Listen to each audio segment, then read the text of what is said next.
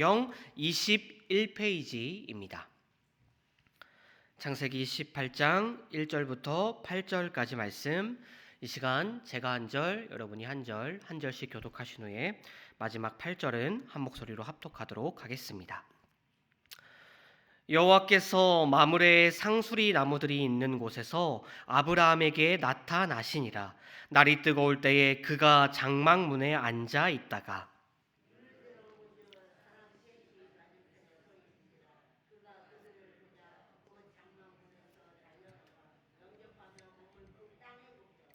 이르되 내 주여, 내가 주께 은혜를 입었사오면 원하건대 종을 떠나 지나가지 마옵소서.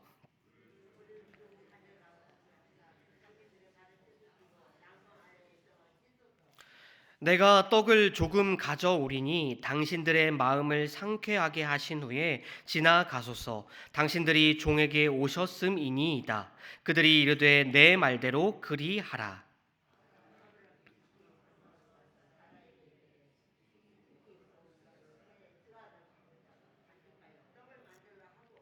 아브라함이 또 가축대 있는 곳으로 달려가서 기름지고 좋은 송아지를 잡아 하인에게 주니 그가 급히 요리한지라.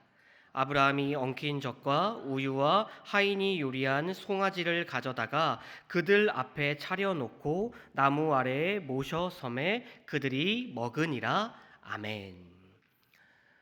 하나님의 위대한 언약이 선포되었습니다. 아브라함은 열국의 아버지라는 뜻의 아브라함이라는 새 이름을 받게 되었고, 하나님께서는 그의 나이 99에 그의 아내 사라를 통해 아들을 주시겠다는 놀라운 약속을 아브라함에게 하여 주셨습니다. 참으로 모든 것이 하나님의 주권적인 은혜였습니다.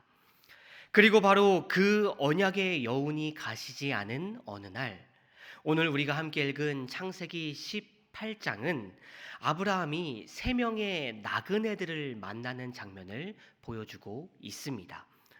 겉으로 보기에는 그저 평범한 손님 맞이처럼 보였지만 이 장면은 이는 하나님의 위대한 약속을 받은 사람이 그 믿음을 어떻게 삶으로 나타내는지를 잘 보여주는 믿음의 실천의 자리였습니다.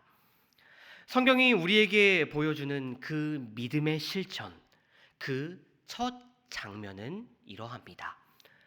모든 움직임이 잦아드는 가장 뜨거운 한날, 나른한 정적이 흐르던 바로 그 순간, 아브라함은 문득 눈을 들어 낯선 나그네들을 발견하게 됩니다.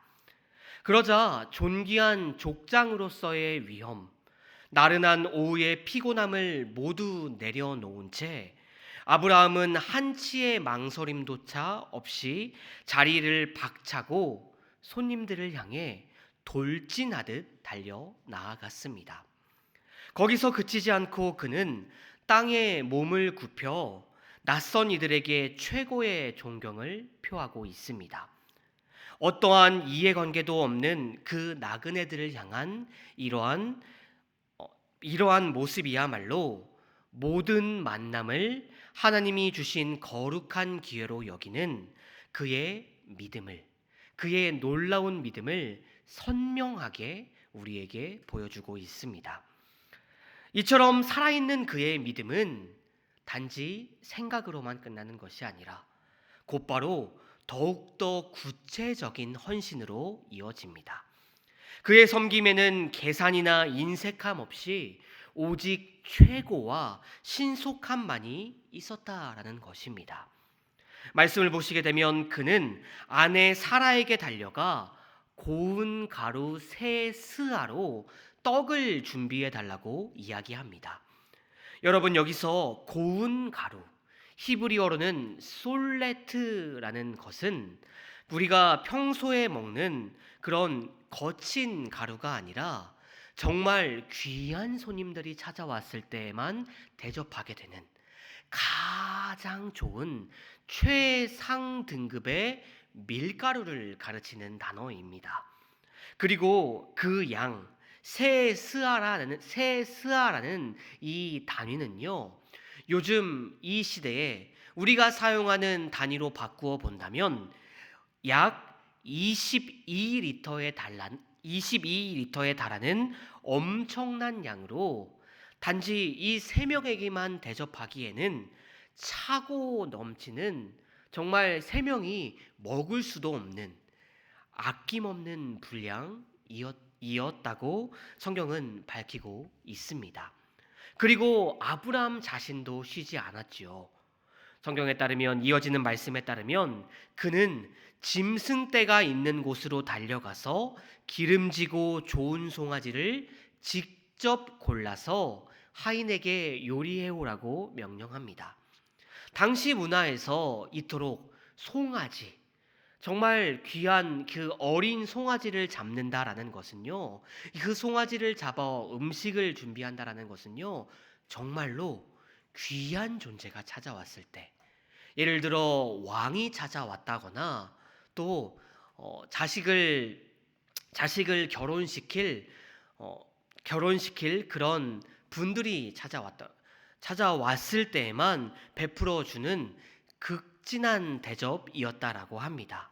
그리고 또한 하인이 있었음에도 족장인 자신이 직접 달려가서 그 송아지를 고른 것은 가장 좋은 것을 내어주고 싶은 그런 아브라함의 간절한 마음을 다시 한번 우리에게 보여주고 있는 것이지요.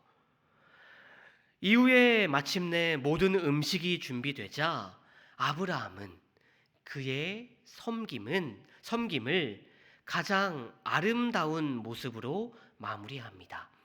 그것은 바로 주인의 자리를 그들에게 내어놓고 그들의 곁에 서서 말없이 그들의 곁을 지키는 가장 겸손한 자세였습니다.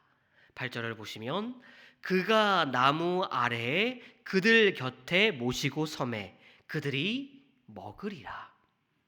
그는 음식을 차려주고 주인으로서 그들과 함께 앉은 것이 아니었습니다. 손님들이 식사를 마칠 때까지 마치 종처럼 그들의 곁에 서서 그들의 필요를 끊임없이 살피고 있었습니다. 이것은 단순한 친절을 넘어 상대를 향한 깊은 존중이자 경배의 자리였던 것입니다. 성도 여러분, 어쩌면 우리가 이러한 아브라함의 모습을 볼 때 우리는 이미 이 나그네들의 정체를 알고 있기 때문에 아브라함의 이러한 행동을 높게 생각하지 않을지도 모르겠습니다. 하나님이 찾아오셨는데 이렇게 행동하는 것은 당연한 것이지라고 아마 생각하실 것입니다. 그런데 여러분, 이 이야기가 위대한 이야기이고 놀라운 이야기인 것은 정작 아브라함 자신은 그 사실을, 그들이 하나님이시라는 것을 전혀 몰랐다라는 것입니다. 그는 눈앞의 손님이 나에게 복을 약속하신, 그리고 복을 주실 하나님이시라는 것을 전혀 몰랐습니다. 하나님이시기 때문에 그렇게 섬긴 것이 아니었다라는 것입니다. 그저 도움이 필요한 한 사람, 그들은 하나님께서 나에게 보내주신 한 영혼이라고 여기고 자신의 모든 것을 최선을 다해 내어 놓았을 뿐입니다. 그리고 바로 그 보상을 바라지 않는 순전한 마음의 섬김이었기 때문에 마물의 평범한 상수리 나무 아래는 하나님을 만나는 거룩한 지성소가 되었고, 그의 모든 행동은 하나님이 가장 향기롭게 받으시는 살아있는 예배가 되었던 것입니다. 그리고 성도 여러분, 이 거룩한 예배는 거기에서 끝나지 않습니다. 하나님께서는 아브라함의 섬김을 기쁘게 받으시고 그의 삶에 가장 위대한 선물로 응답하여 주셨습니다. 그것은 바로 인간적인 모든 의심을 잠재우는 하나님의 반복되는 직접적인 약속의 말씀이었습니다. 하나님께서 친히 아브라함에게 말씀하셨습니다. 내년 이맘때에 내가 반드시 내게로 돌아오리니 내 아내 사레에게 아들이 있으리라. 아브라함의 살아있는 예배가 하나님의 신실하신 약속이 그의 삶 속에서 성취되는 거룩한 통로가 되었던 것입니다. 사랑하는 성도 여러분, 이것이 바로 예수님께서 지극히 작은 자 하나에게 한 것이 곧 내게 한 것이라고 하신 말씀의 비밀인 것입니다. 성도 여러분, 우리의 섬김은 우리가 다른 사람들에게, 우리의 형제 자매들에게 행하는 그러한 섬김은 결코 공허한 수고가 아닙니다. 우리가 마음과 정성을 다해 누군가를 섬길 때 우리의 가정이, 직장이, 삶의 모든 자리가 하나님께서 임재하시고 그분의 약속을 확인시켜 주시는 거룩한 예배의 처소가 될 수가 있는 것입니다. 바라옵기는 오늘 하루, 오늘 이 시간 우리의 삶의 자리에서 우리 또한 작은 아브라함처럼 살아가기를 소원합니다. 개선 없이 마음을 열고 최선을 다해 이웃을 섬기고 친구를 섬기고 우리의 형제 자매를 섬기는 그러한 모습을 통해 우리가 섬기는 바로 그 자리에 주님께서 이미 우리와 함께 하시고 우리의 그 섬김을 통해 우리를 향한 놀라운 계획을 이루어 나아가실 줄로 믿습니다. 바라옵기는 이 믿음으로, 이 살아있는 믿음을 가지고 오늘 하루도 그리고 내일도 더 나아가 주님 만나는 그날까지 오직 믿음으로 승리하시는 복된 정윤의 성도 여러분들 다 되시기를 주님의 이름으로 간절히 축원드립니다. 기도하시겠습니다.